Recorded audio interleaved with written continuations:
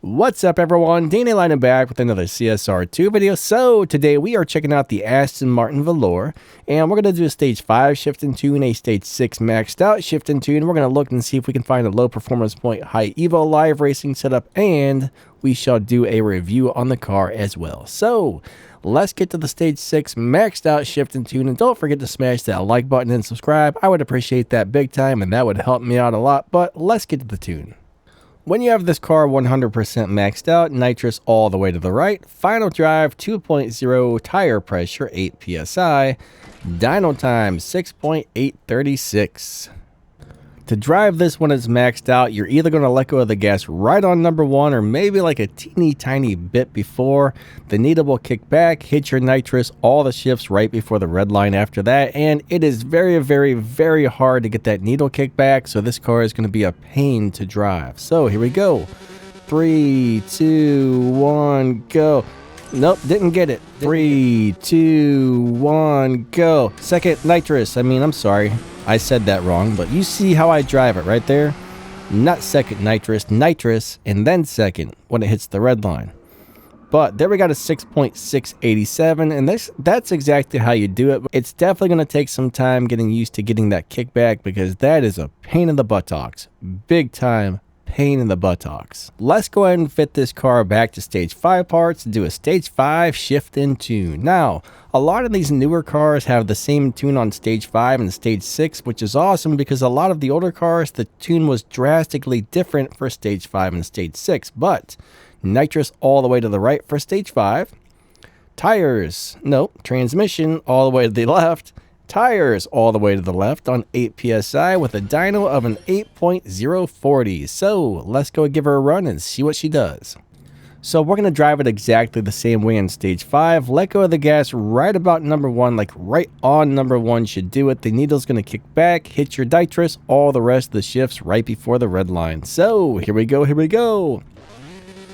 3, 2, 1, go. Nitrous, second, third, 4th, 5th, 6th, and that's all she wrote right there. And we should have ran a very nice time. It should beat the dyno. We got a 7.904. The last run was a 7.857. So 7.8s, maybe 7.7s on stage 5. Pretty cool car so far, except for that kickback is a pain in the butt to get.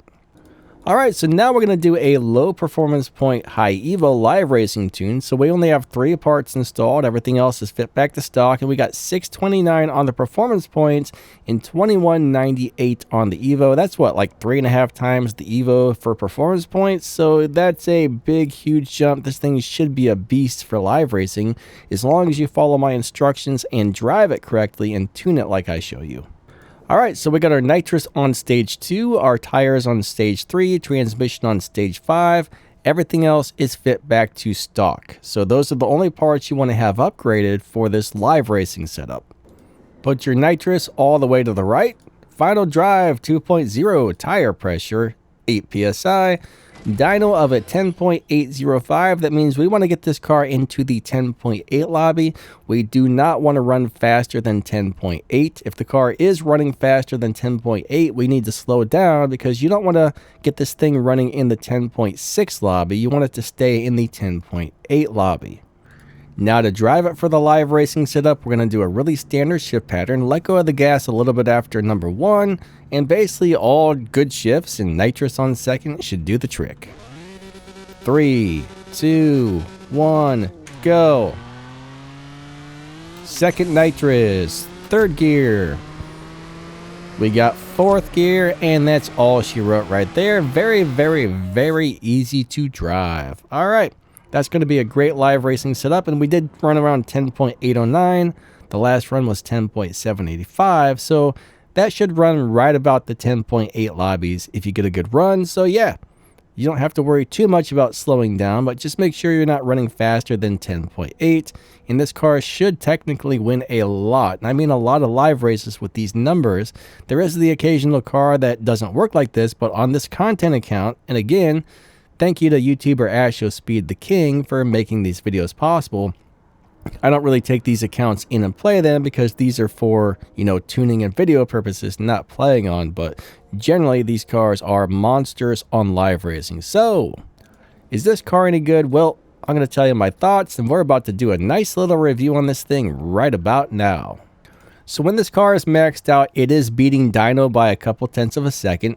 0 to 60 in around 0.6, 0 to 100 in around 1.1, so it's got really good acceleration. It's got 439 miles per hour top speed, so it's got great top speed, great acceleration. It beats the dyno by a couple tenths of a second, and it's got a live racing setup. So honestly, this is a pretty nice car if you can get used to driving it with that needle kickback, which is a major pain in my buttocks. Major pain in my buttocks. I hate driving cars with the needle kickback when the launch has to be perfect to get that kickback. So it is not easy to get the kickback on this car. That is the only downfall of it. That may be a deal breaker for some people, but everything else about the car is top notch. So it's an all-around really nice car, but it does suck to drive this thing. But if you're just doing the live racing setup, I mean, it's going to be totally worth it just for the live racing setup if you're able to get this car from the event. You will have to buy the car for 20 bucks, but remember, Aston Martin parts are very easy to get. So if you're trying to max the car out, you're not going to get stage 6 parts without spending some money, but you probably have a load of Aston Martin parts laying around. So I've been playing for what, 7 years now, and look at all those parts. I mean, I don't have that many pink ones, but look, 250 of the greens, 100 and some of all the blue ones. So yeah, I mean, that's a lot of parts right there. So Aston Martin parts are pretty easy to get. There's even a couple of Aston Martins in the dealership that you can buy and strip to get parts for this. So it would be worth spending the 20 bucks just for the live racing setup if it goes the way we think it's going to go. Like I said, though, there's always a chance that the car could be weird and it doesn't perform right, but 99% of the time, these cars with these high evo, low performance point tunes, whatever you want to call it, if it's got double, especially triple the evo versus performance points, that's when those cars usually kick some major buttocks on the live racing track. So this one technically should be really good. Alright guys and gals, so there we have it. Don't forget to smash that like button and subscribe for more really awesome, informative, helpful, and amazing CSR2 videos and stuff. If you drop down the video's description, you'll find my Discord server, my other YouTube channel, some affiliate links to get some really awesome cameras, microphones, lighting, and a bunch of everyday really awesome items as well from Amazon. I will get a small commission if you click on that. There's some other ways to help support the channel in there and all kinds of other good stuff. But yeah, thanks for watching. You guys are amazing. Lighting it out. Have a great day, and we will catch you next time. See ya.